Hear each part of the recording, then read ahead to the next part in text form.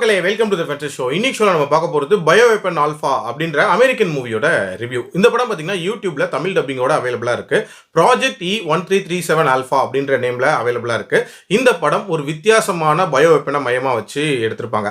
அதாவது இந்த படத்தோட ஸ்டார்டிங்லேயே பார்த்தீங்கன்னா ஒரு பாக்டீரியாவை பத்தி காட்டியிருப்பாங்க.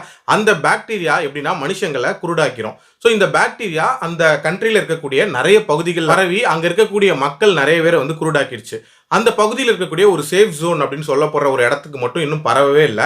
ஸோ அங்கே தான் வந்து இந்த பாக்டீரியாக்கான கியூர் அப்படின்றதுமே கண்டுபிடிச்சிட்டு இருக்காங்க.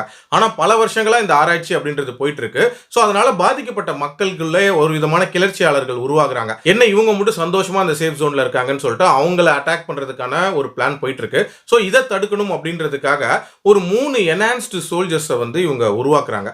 சில ஸ்பெஷல் பவர்ஸ்லாம் கொடுத்து அந்த பவர்ஸ்லாம் எப்படி கொடுக்குறாங்க அண்ட் அந்த சோல்ஜர்ஸ் எப்படி உருவாகுறாங்க, கடைசியா இந்த கிளர்ச்சியாளர்கள் கிட்ட இருந்து இந்த டீமை காப்பாத்தினாங்களா இல்லையா அப்படின்றத இந்த படத்தோட கதை. இப்போ இந்த படத்தோட பாசிட்டிவ்ஸை பொறுத்த வரைக்கும் எனக்கு இந்த படத்தோட பிளாட் அப்படின்றதே நான் ஒரு இன்ட்ரெஸ்டிங்கான பிளாட்டா பார்க்குறேன். பொதுவாக இந்த மாதிரியான பயோ வெப்பன் படங்கள் அப்படின்றதே ஒரு விதமான ஈர்ப்பை நமக்குள்ள உண்டாக்கும்.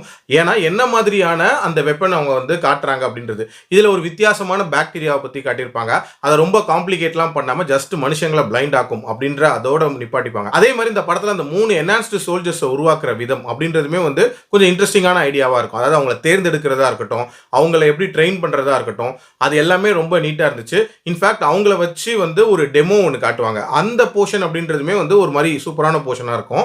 அதை வந்து ஒரு கைண்ட் ஆஃப் சிமுலேட்டட் மோட்ல காட்டியிருப்பாங்க. அது வந்து ஒரு நல்ல ஐடியா. அதே மாதிரி அந்த மெயின் மிஷனை நோக்கி போகக்கூடிய அந்த போர்ஷன்ஸ் அப்படின்றது எல்லாமே கொஞ்சம் நல்லா தான் இருந்துச்சு. ஆனா என்ன ஒரு பிரச்சனை அப்படின்னா, அந்த மெயின் மிஷன் ஒன்று இருக்கும்ல, அந்த ரெபிள்ஸ்க்கு அகேன்ஸ்டா இவங்க பண்ணக்கூடிய அந்த ஃபைட் சீக்வன்ஸ், அது வந்து ப்ராப்பரா எடுக்கப்படலை அப்படின்னே சொல்லலாம். ஆல்சோ அந்த ரெபிளோட ரீசனிங் இருக்கும்ல, எதுக்காக அவங்க வந்து இங்கே அட்டாக் பண்ண நினைக்கிறாங்க, அதுவுமே இன்னும் ப்ராப்பராக கன்வே பண்ணப்படலை அப்படின்னே சொல்லலாம். ஸோ இதுவே இந்த படத்துக்கு ஒரு மிகப்பெரிய லெட் டவுனாக அமைஞ்சிருச்சு. இவ்வளோ வெடிகுண்டு பயிற்சி, ஆயுத பயிற்சிலாம் எடுத்தது இதை பண்ணுறதுக்கு தானா அப்படின்ற மாதிரியான ஒரு ஃபீல் கொடுத்துட்டாங்க இந்த படத்தில். பட் டியூரேஷன் அப்படின்னு பார்த்தீங்கன்னா 1 hour 10 minutes ரொம்ப கிறிஸ்பான ஒரு டியூரேஷனில் இந்த படம் முடியுது. பட் இந்த படம் ஒரு விதமான இன்கம்ப்ளீட்னஸோட முடிகிற மாதிரியான ஒரு ஃபீல் தான் கொடுக்கும். அதுலேயும் குறிப்பாக இந்த படத்தோட கிளைமேக்ஸ்லாம் பயங்கர அப்ரப்டாக முடிச்சிருப்பாங்க.